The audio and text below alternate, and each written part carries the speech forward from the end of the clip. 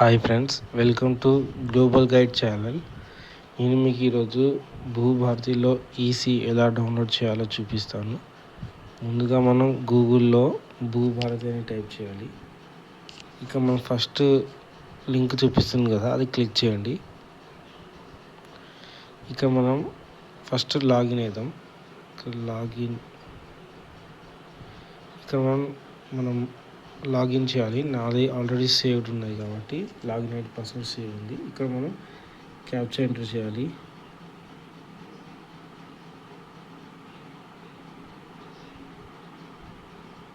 Get OTP.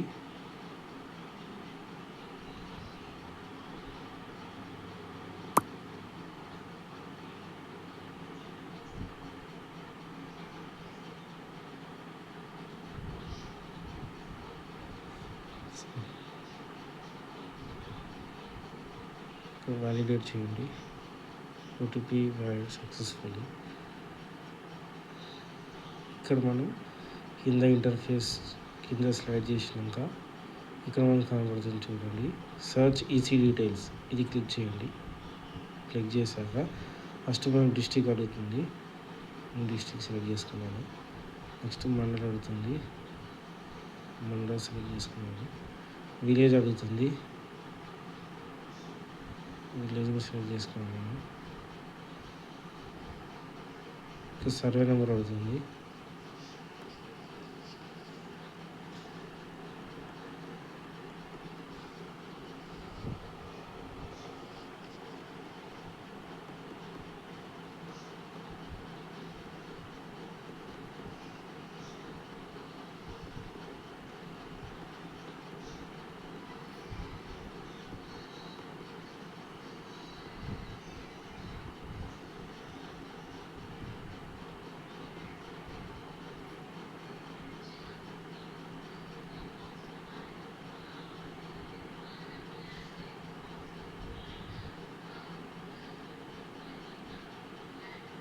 ఇది survey numbers అండి.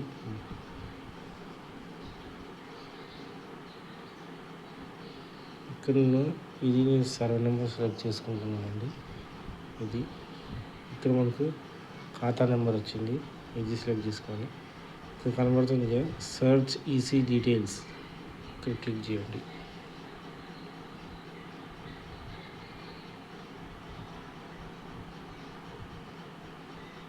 Loading అవుతుందండి.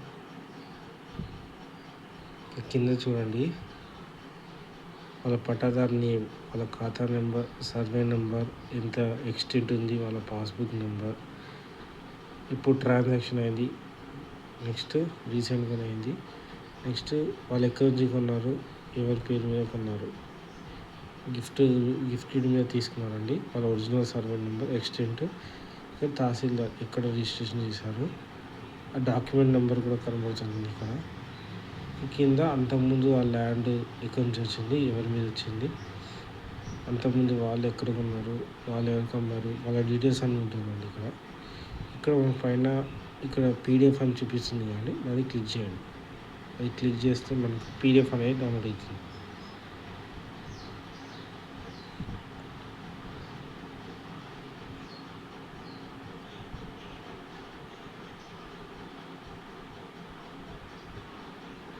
డౌన్లోడ్ అయిపోయింది. ఇక్కడ ఓపెన్ ఈసీ ఇలా డౌన్లోడ్ అవుతుందండి.